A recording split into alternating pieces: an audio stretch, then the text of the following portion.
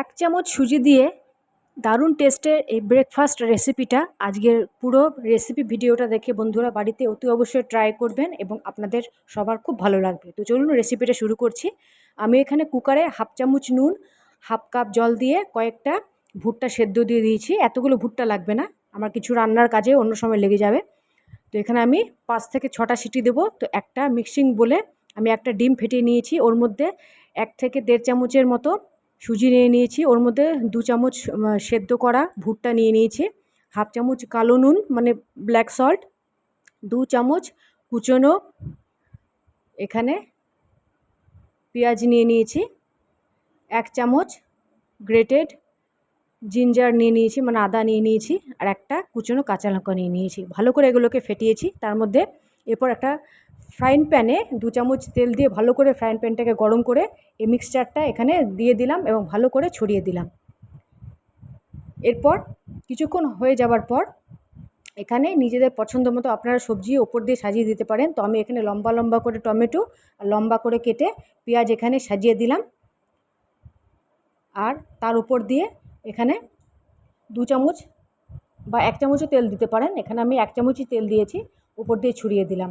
আর 1 চামচের মতো এখানে চিজ গ্রেট করে নিয়েছি। এর উপর দিয়ে হাফ চামচেরও কম চিলি ফ্লেক্স এখানে দিয়ে দিলাম। এখানে ঝালটা আপনারা নিজেদের পছন্দ মতো এখানে ইউজ করবেন।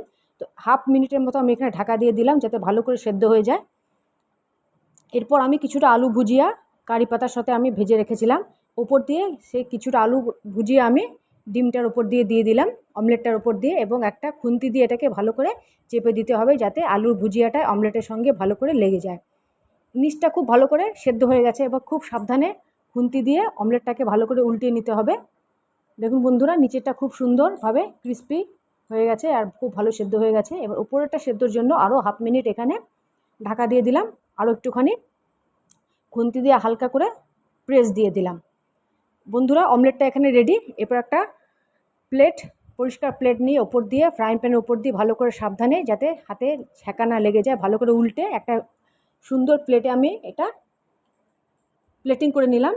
তো আমি আজকের এই রেসিপিটা বন্ধুরা, ব্রেকফাস্ট রেসিপিটা একটা চিড়ে ভাজার সঙ্গে আমি সার্ভ করেছি। পরিবারের সবার খুব ভালো লেগেছে। আপনারাও খুব ট্রাই করবেন এই রেসিপিটা, আপনাদের অতি অবশ্যই ভালো লাগবে। আর আমি এখানে কেচাপ দিয়ে এখানে গার্নিশ করেছি। আপনারা সসও এখানে ইউজ করতে পারেন বা নিজেদের ইচ্ছে মতো চাটনি এখানে ইউজ করতে পারেন।